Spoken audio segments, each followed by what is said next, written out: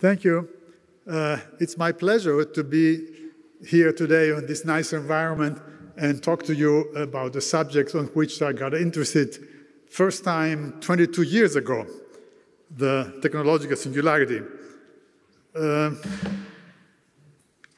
will cover a historical overview of the singularity hypothesis, a short description of S-curves, natural growth processes, because this is a topic I hold close to my heart, and also because it's very relevant to understanding the evolution of the singularity.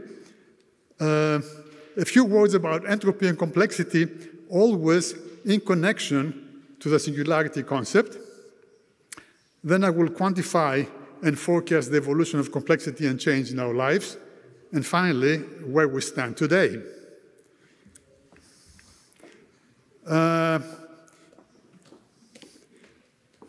In 1999, I visited my son who was at Harvard, and at the same time I took the opportunity to get in touch with my old colleague and friend Eric Schwartz. He was a professor of neural and cognitive systems in Boston University, who had done our thesis together years earlier in Brookhaven. And that evening, upon drinks and discussions and reminiscence, the topic came on the rapid change of technology. So he says, hey, wait, let me show you. He says, I have plotted the 20 most significant points in the evolution of the universe, and I find that they crowd around recently at such a rate that I'm wondering what kind of law governs their evolution. The discussion got very heated. I got very excited. I said, this is a very interesting topic. It would make a beautiful publication, but it was obvious from the beginning that the difficulty would be good objective data, because his 20 points were his point of view. It could be easily criticized for personal bias. So when I got back to Geneva, I took it upon me to find reliable data, which I did. I went to libraries, I went to museums, publications, and at the end, I even wrote to 60 Nobel laureates, physics, chemistry, and biology, and asked them for their contribution. So by the 3 years later, I published an article with the title, Forecasting the Growth in Complexity and Change, in the journal Technological Forecasting and Social Change. And then a year later, an article of mine appeared in the popular magazine, The Futurist, with the title, The Limits and Complexity and Change. That issue of The Futurist was devoted to the singularity. So on the cover of the issue, there was a singularity picture, if you can imagine. But they wanted somebody's opinion who does not agree with it. So they took my article. 2 years later, came out Kurzweil's book, The Singularity is Near, and there he clearly indicates that there is an approaching technological singularity. Now, 1 year later, 5 of us in the editorial board of the Technological Forecasting and Social Change were asked to review this book, and I was the most critical one among the 5. Most of them find it very exciting and very interesting. I argued it was lacking scientific rigor. In fact, I pointed out that sloppy science is a contradiction in terms.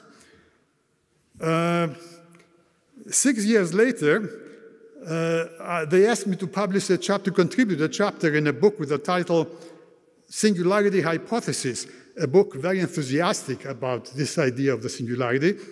My chapter was, of course, why the singularity cannot happen. It was the oddball contribution in that book. But 8 years later, there was another book with the title The 21st Century Singularity and Global Futures, and in that one, they asked me to put an update. That book was much less enthusiastic about the singularity. Now, let me make a parenthesis and talk to you a little bit about the logistic growth, the natural growth, the so-called S-curve. This curve that you see is called an S-curve because it follows the shape of the letter S. And it's the way growth takes place, natural growth takes place under competition. If you put a pair of rabbits in a fenced-off grass field, the rabbits will multiply. They do this very well. The 2 will be 4, the 4 will be 8, 16, 32. There will be exponential increase of the population in the beginning. And then to the extent that there is not enough grass to feed the number of rabbits that's growing, the population will level off and finally will saturate, will stop growing at the maximum number of rabbits this ecological niche can sustain. In fact, there may be fluctuations up here where the rabbit population will go above the level, creating penury, lack of food for the rest of the rabbits. The population will drop then because of starvation.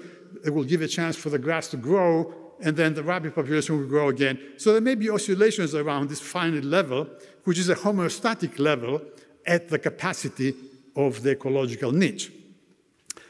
Now, I want to point out that in the very beginning, the logistic function is exponential. I have here the purple line, which is a pure exponential, and below we see the derivatives. We see the rate of change of these two functions, and the derivative of an exponential is an exponential, so there's another exponential here, but the derivative of the S-curve is a bell-shaped curve that has a maximum at the center of the growth process. Now, this curve is used widely. My first book is devoted to this curve, and it's used extensively with examples ranging from product sales to diffusion of epidemic diseases, to substitutions, to criminality, to personal achievement, you name it. Anything that grows in competition, by that I mean survival of the fittest, follows this kind of curve.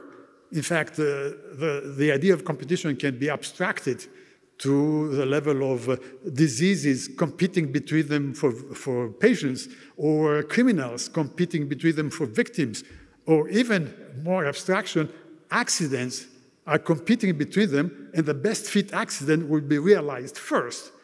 So that if you plot the number of accidents, they follow, they follow this kind of curve. Let me point out one more thing, that by the time, even though all these curves begin exponentially in the beginning, after a while, there's an unambiguous deviation between exponential growth and natural growth. And that happens around the 25 or 30% of the final ceiling of the S-curve. Not very convenient. So let's get back to our evolutionary data points. And in my letter to the 60 Nobel laureates, I asked them for the 25 or so most significant turning points in the shaping of the human system, breaks in historical perspective, very important milestones in the evolution of the universe. And at the end, I did collect 13 independent data sets. My 60 letters to the Nobel laureates produced only a handful of answers, and out of those, only a single Nobel laureate provided a full set of 25 evolutionary data points. It was Paul Boyer, the biochemist, who got the Nobel Prize in 1997.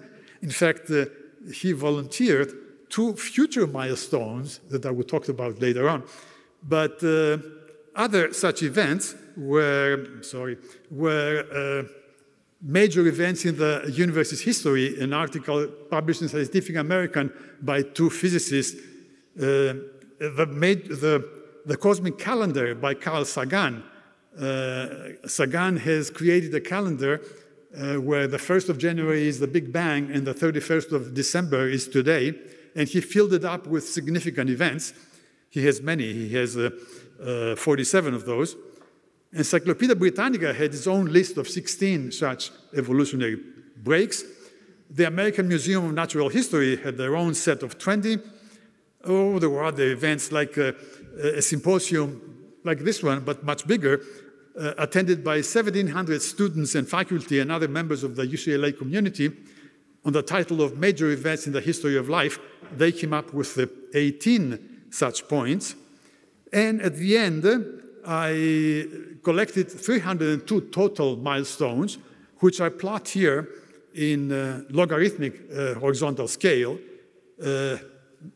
counting in years before year 2000. And what's interesting here is that they crowd in clusters. They tend to be significant clusters, some bigger. Why is this so difficult? Some clusters are wider, some clusters are narrower, and the numbers you see on the bottom are the centers of each cluster. So this is the 28 clusters, which I call the canonical. This is the center of each cluster, the way they were published by the Futurist issue in the issue of May-June 2003. And you see the first one is the Big Bang, 15.5 billion years ago. And the last one is Internet/human genome sequenced 5 years before year 2000. The 27th milestone is DNA structure described / transistor invented / nuclear energy, and other events like the Cold War, the Sputnik, etc. There was about 50 years before year 2000. In bold, what you see is the most significant event in the cluster, but the date given below is the average of the cluster. That's why you have some odd timing for the asteroid collision. I say 54.6 million years, and somebody criticized. We know the asteroid collision was about 65 million years, not 54.6. But the number here presents something happened here, and we ended up losing the power. Oh, yeah, here it is. The cluster has an average of 54.6 million years. That's why it's called like, it's assigned to asteroid collision. We know it's not that. Let me point out the 27, well, it's enough. We can come back to this later. Now, I plotted, here's a graph. This is the data that that set of 28 milestones and the dates is what Kurzweil borrowed in his book, and he presented in 4 central graphs in different ways, each graph bringing out and emphasizing this accelerating runaway trend that leads to a singularity. So one of those graphs is here, and he plots it in log-log scale. Vertically, he plots the time to the next milestone. So you see that the milestones are crowding together because this timing is getting smaller and smaller as we get towards today. But you see, if we put a straight line, which is the obvious thing to do, I suppose, you find it does a very good justice to describing the data over this extensive range, with exception this last point here, which seems to be off, but there are previous fluctuations like this. So one is tended to discard this as a fluctuation, which turns out to be wrong, because if you extrapolate this line further, in fact, if I extrapolate all the way to 3.6 days before year 2000, then you normally expect, you should expect, how did this come down here? I cannot get it down to, you expect one milestone every day. So obviously that cannot be correct extrapolation, because the year 2000 came and went, and we didn't see any effect, never mind one milestone every day. So now the importance of these 20 milestones, I took it to be proportional to two things: how much complexity, how much change each milestone introduces, and at the same time proportional to how long is the following stasis, that is, how long it is to the next milestone, because a milestone is important if it makes a big change, but it's also important if there's no change for a long time afterwards. So the change jump, the complexity jump, is proportional, it's inversely proportional to the time difference to the next milestone. And the I have the numerator here, is the importance, which is supposed to be very large for these milestones. Very large means comparable, and I will approximate this with equal. So if I say that all those milestones have approximately equal importance, then I can take relative ratios and I can quantify now the complexity change, relatively speaking, because not in arbitrary numbers. So we see that as the milestones crowd together in recent times, their complexity change increases. The area, the shaded squares here, are all equal, and they represent the importance of this milestone. But what you retain here is that there is inverse relationship between complexity introduced and time to the next milestone. So if I plot this complexity evaluated in this way in arbitrary units, as I said, we plot them in logarithmic scale and as a function of the canonical milestone number, you get a straight line. This basically is the inverse of the line Kurzweil presented. And the question is, what kind of law governs this growth? We said earlier that a simple straight line, which would be exponential in a straight line in logarithmic paper, is exponential. So a simple straight line wouldn't do justice. We can get clues what kind of law governs this behavior from the fact that complexity is linked to entropy. Now, there are many definitions for entropy. I will just take the most popular one, which is a measure of disorder, which disorder has to always grow because the second law of thermodynamics says that entropy must grow in a closed system. That is, disorder always grows. You may try to put order locally, but you will cause disorder elsewhere. So overall, the disorder will grow. You may have personal experience. If you try to put order in your room, the rest of the house gets more disordered. Or if you try to put order in the whole house, the yard and the neighborhood may get disorder. But order in the whole universe, for that matter, the very early universe was rather orderly. It was a smooth, hot, rapidly expanding plasma, but not very complicated. And then it started increasing, entropy started increasing, the disorder started increasing. In the beginning, it grew very fast because disorder begets disorder. There was acceleration of the universe, so there was more places for things to spread out. So there was exponential growth in the beginning. And at the end, the other extreme now, the most popular edition of the end is a heat death, where black holes have evaporated and acceleration of the universe has dispersed particles and energy everywhere uniformly. On this kind of final maximum disorder, everything is everywhere, entropy is maximal. And then it stops growing because it's maximal. So it approaches this final state asymptotically, slower than when it started. So it starts exponentially, and it finishes asymptotically towards this large value. So it follows some kind of an S-shaped pattern. There must be an inflection point in between the beginning and the end. Now, So entropy follows an S-shaped trajectory.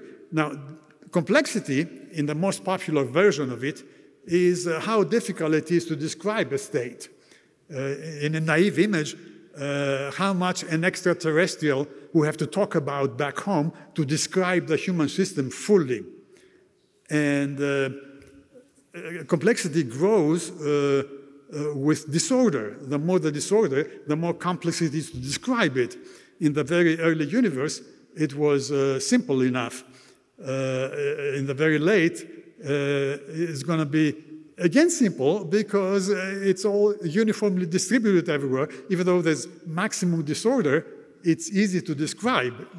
So complexity, even though it starts with entropy and grows at the same time, towards the end, while entropy arrives asymptotically at the ceiling, complexity has gone down to 0.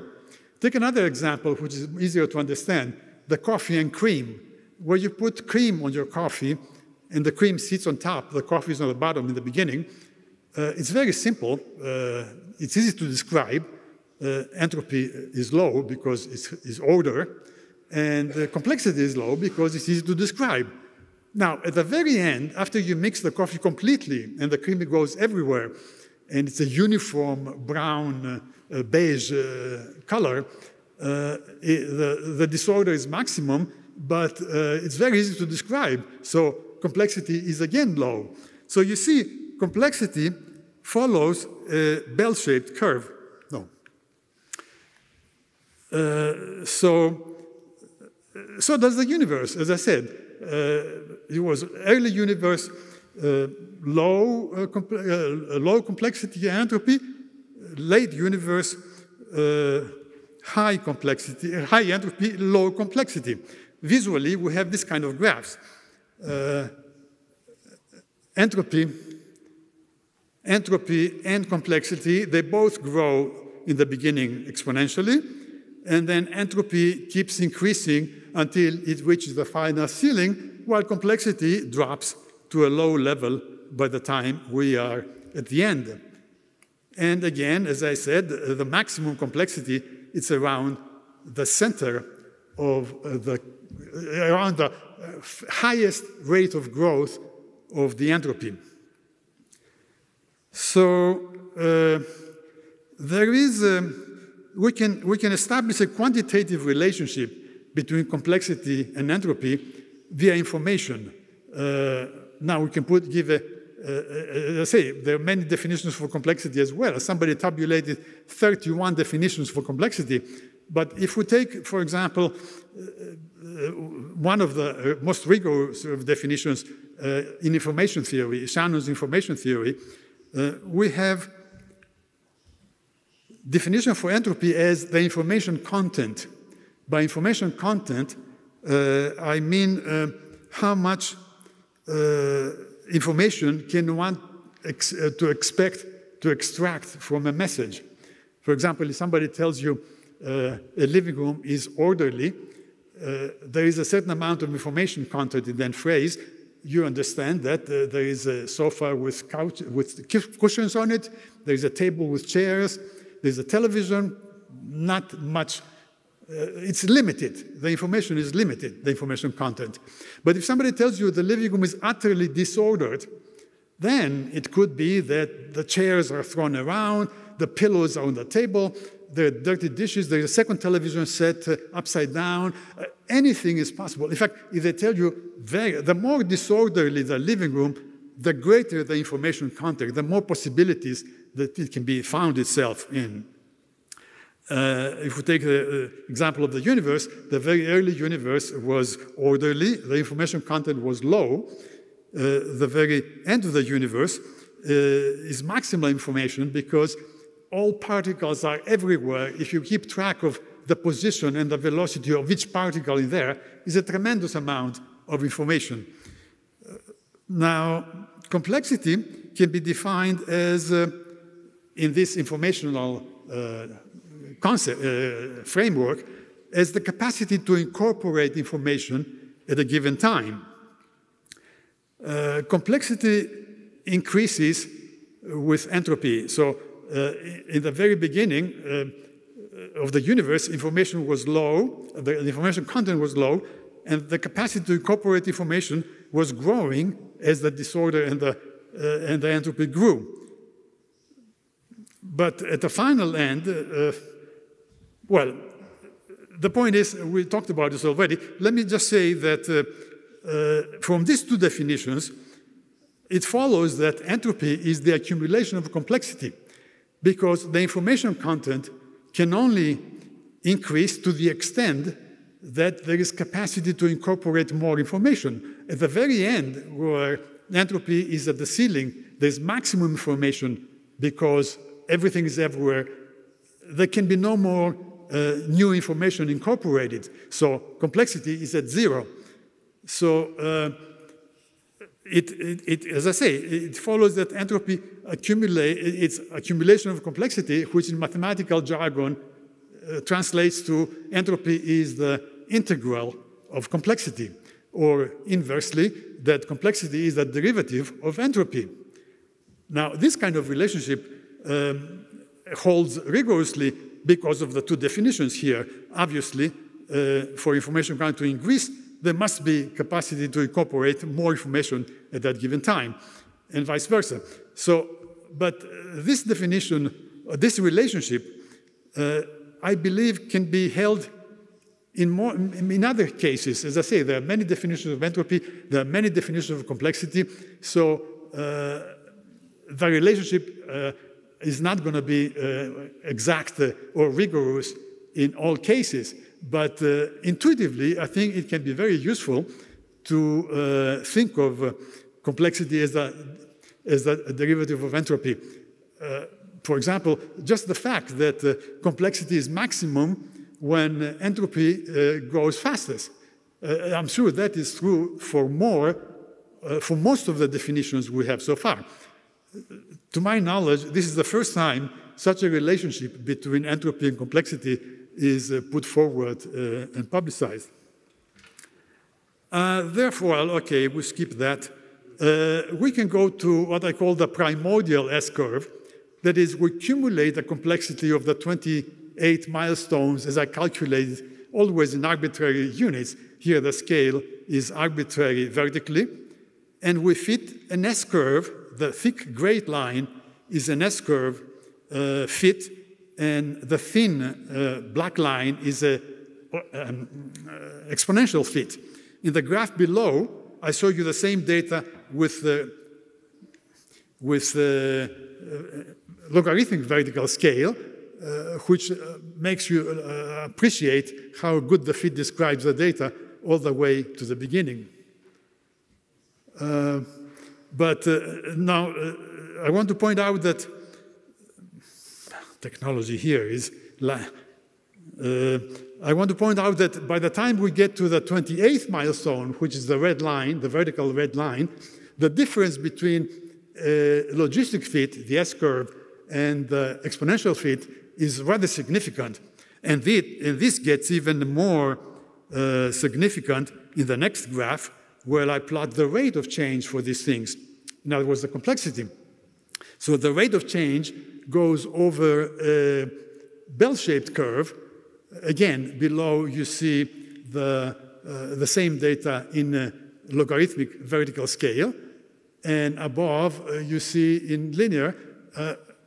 You see now how flagrant is the difference between the exponential fit and the logistic fit at the 28th milestone, which happens to be at the midpoint, roughly 50% of the evolution of the S-curve.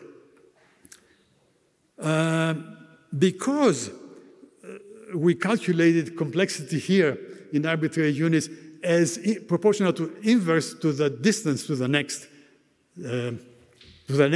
milestone, it's possible to deduce from the future, from the forecasted trajectories from the thick gray line and from the thin black line, it's possible to deduce dates for these milestones here from the corresponding complexity value.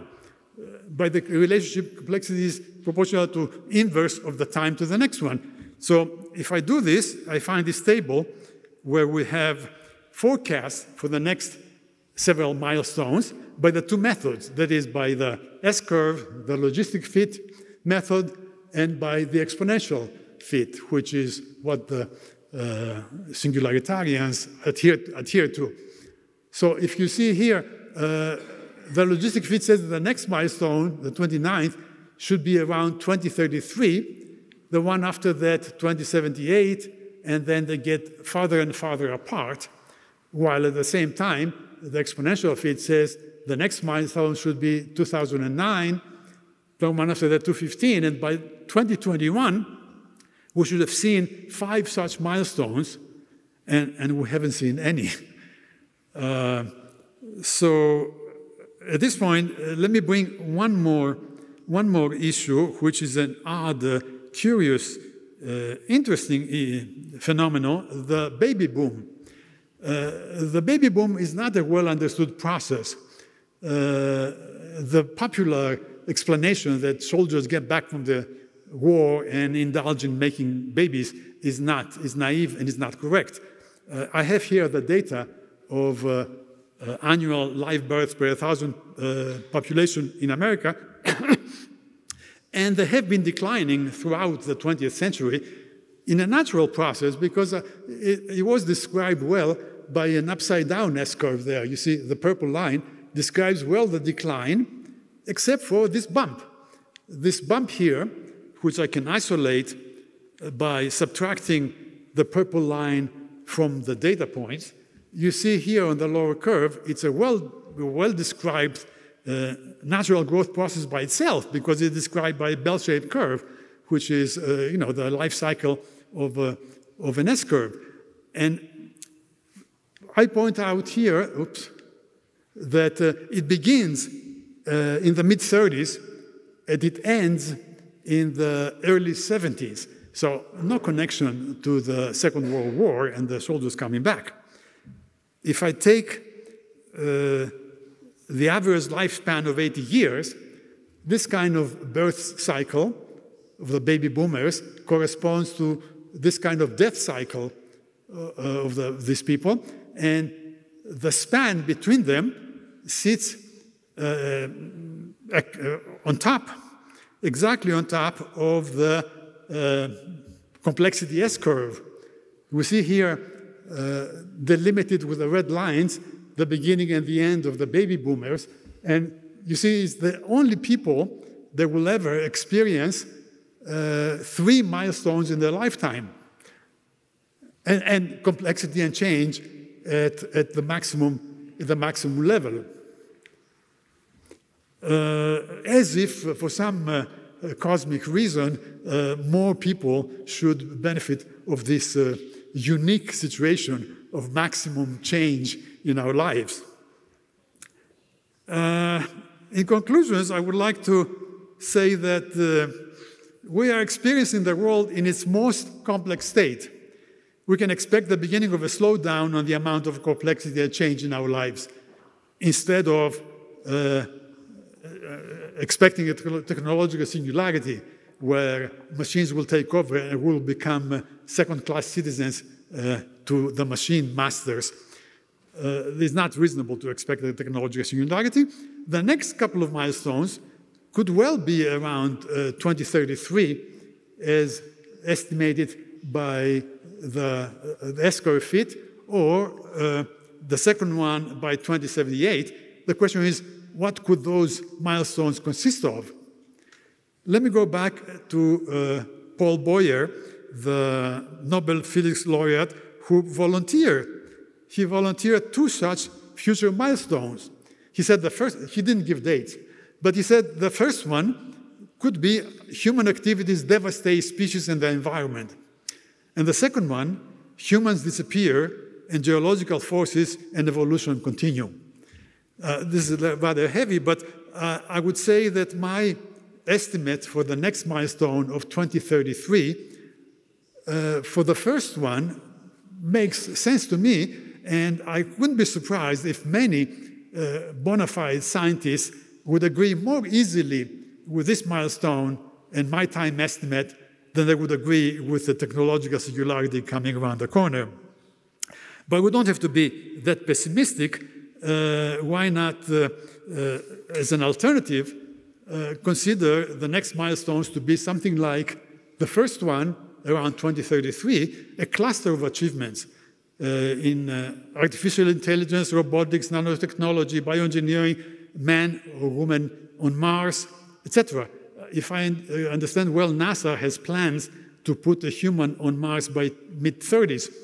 There was a similar milestone on the 26th milestone, the turn of the 20th century, where we saw a whole bunch of discoveries, modern physics, aeroplane, automobile, electricity, radio, and many others. There was a cluster, the 26th cluster of my 28 canonical ones. So similarly, we would have another one of those by 2033. Now, what could be a further one by 2078? In a little bit of a science fiction manner here, I propose creation of life or teleportation. They sound way far-fetched, but there is work going in these directions for some years now that I'm aware of. There are resonating voices. In my first paper 22 years ago, I had concluded that we are sitting at the top of the world. Well, Jan Vij, or Vej, in his book, The American Technological Channels, he says that we find ourselves in the best of times. I hope I'm quoting you correctly. Sean Carroll, in his best-selling book, The Big Picture, he argues that complexity is related to entropy and that complexity is about to begin declining. And Jonathan Webner, in his article, A Possible Declining Trend for Worldwide Innovation, he argues that the rate of innovation is now rapidly declining. You can look it up on this DOE address. Let me leave you on a lighter tone. I don't know how many of you are aware of the Ngram viewer. This is a gadget provided by Google where you type a word or a phrase and it tells you how often it appears in prints in books over time. So I typed technological singularity and I got this curve of data where it's useless to fit an S-curve on them because it's already a perfect S-curve, which begins really growing by 2008, 2009, when it grows significantly. Then it goes fast, and then it stops growing by 2008 and grows no more. In a way, saying that preoccupation of people by this topic does not attract any more new fans. Thank you. Would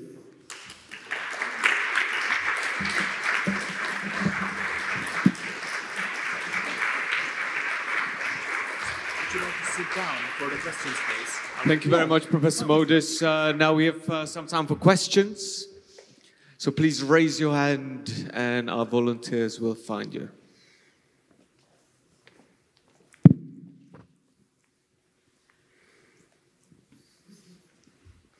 Okay, we've got the founder of Institute H21.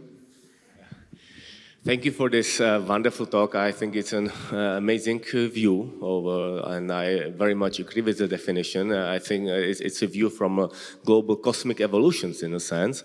And now, of course, what it is, I would like to think more about discussing these things here, but let me say that from like human perspective, from the utility or happiness point of view, it's another thing. It might not be the top of evolution, because what we are experiencing, what you are saying, the ability to accept information is the change, and now we are reaching the top, and I probably agree with you that we might be on the top of the change of being able to accept information, to make changes. And from my view, the next cluster could be the ability of making, let's say, collective consciousness, as for human society to go through the birth in the ends and be able to, as human society,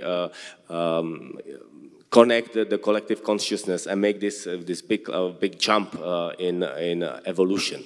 Now, what will happen next? The complexity will start to increase because, as you say, there will be much more information. We will know much more.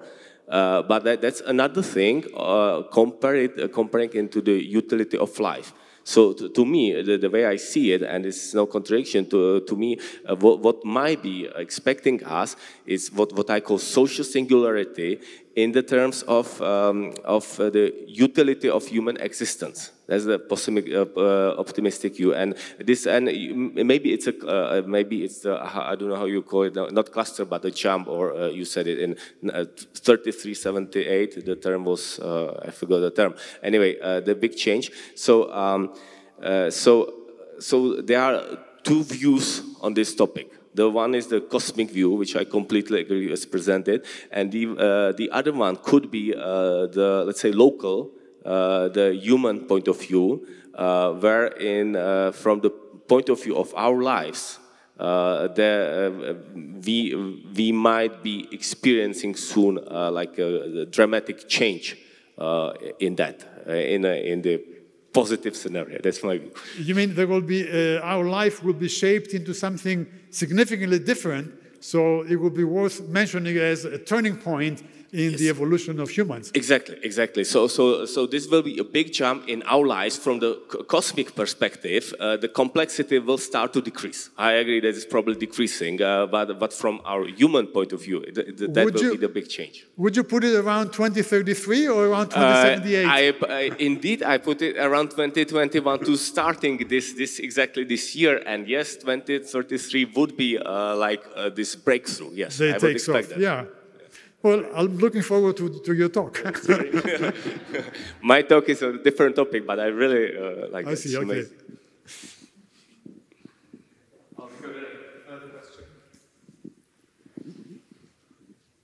Thank you very much for an interesting talk. Listening to it is an experience in how social science might matter here. My question is, why do you believe that Nobel Prize winners are giving you a representative sample of milestones? Why these people and not other respondents to your question? In the sense, I'm asking, what generates your facts, which you put on curves, which are universal? Whether you had any Nobel Prize winners of literature, peace, and historians or archaeologists, anthropologists might give you very different milestones, such as the invention of compass, the invention of gunpowder. And your timeline is also problematic because the first art now is put not to Paleolithic art, but 2 million years ago, the hominoids. Yeah? So the first art emerges much sooner than you claim. Yeah, and yeah, so my question is about your data relevance here. Yeah. Would you, first of all, a question, gunpowder is here. It's in a cluster with others. And the other thing you mentioned, they are here. But would you think that by themselves would stand out significant? So they are in a cluster, and I took them as they appeared here. I took them all together. Oops, it doesn't go. Together with the others and calculated the average. But now, for your next question, why did I ask a social scientist? Well, if you look at these things, they go back to the Cambrian explosion, the first multicellular life, the first hominids, the first orangutans, the chimpanzees, and the human diverge. Now, would you think a social scientist would be able to give reasonable dates or, yes?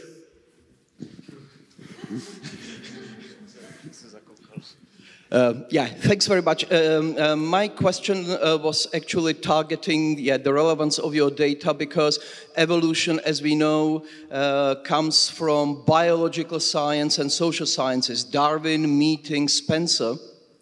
And this is not a picture of evolution. This is a picture of how natural science imagines evolution. So this is not a real picture. This is just a very specific picture of evolution imagined by natural scientists. And it's interesting that because evolution is the invention of biosciences and social sciences, none of it appears here. Quite interesting paradox. I'll make a comment that is tangential to what you're asking.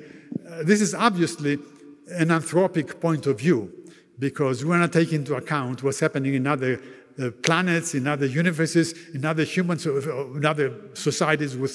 Elsewhere in the universe, we ignore it. So I call it anthropic. They have a term which is anthropic principle. If you go even anywhere in Wikipedia, you type anthropic principle, you find lots of the strong and the weak anthropic principle. But basically what it says is that it's the human point of view that counts, and we don't care for the rest. If the tree falls in the woods and nobody sees it, nobody records it, there's no track of it, did the tree really fall or not?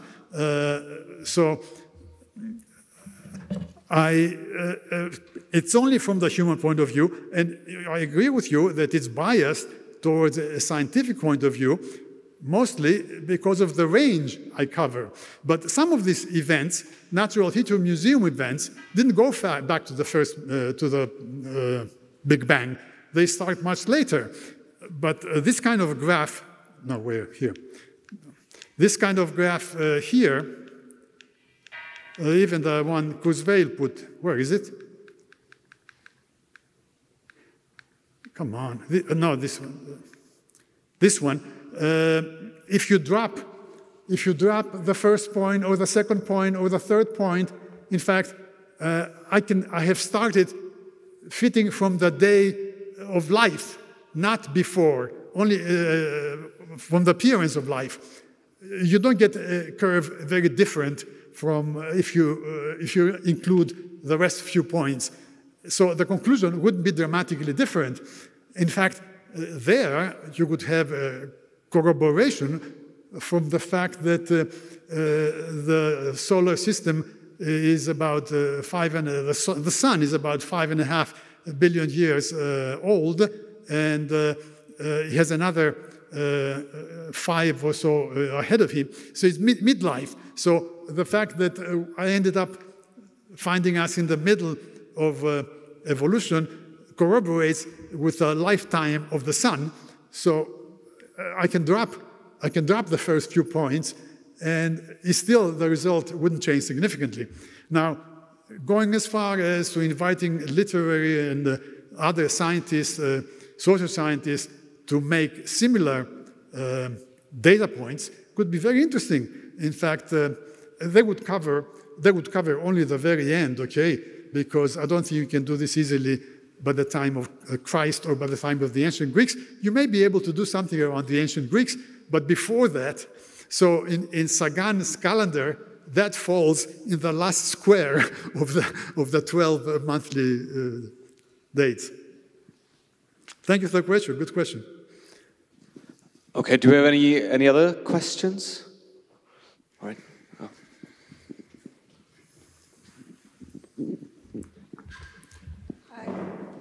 I liked very much the graphs, but I wonder in what measure of unit they were drawn. I'm sorry, where we're on? Well, we are outside the graph. How was it measured? In what unit of measure? Were the graphs the bell-shaped and the other graph? What unit were they drawn? The vertical unit, not here one, but if you go to my graphs, this is Kurzweil's graph. If you go to my graphs, the units here, the vertical units are arbitrary because, as I said, importance for each milestone was proportional to the complexity jump and to the... so I was thinking, once I made the approximation that the importance of all milestones was equal, then you divide one by the other, you get only relative numbers. So the units here the vertical units are arbitrary. The horizontal units are the canonical milestone numbers, which are effectively a logarithmic scale of time going back, with present being the last one or very close to the last one. This is the present time, and the beginning of it is 15.5 billion years ago. So this is effectively a time scale in logarithmic scale, and vertically it's arbitrary units because there's no way to calculate the complexity in absolute units. You're welcome. And we've got time for one more question, if there is one.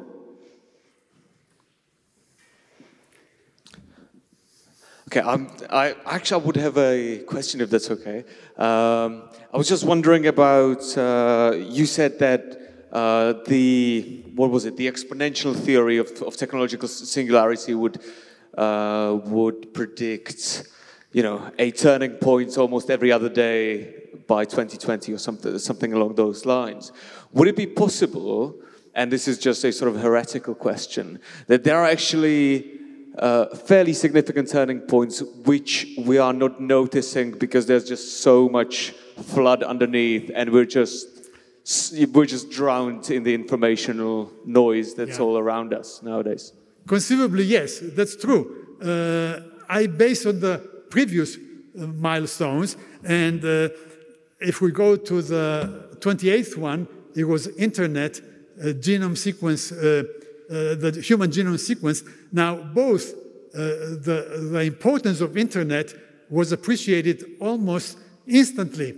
Well, a few years after. No, it was developed at CERN, and for a number of years, it wasn't known globally.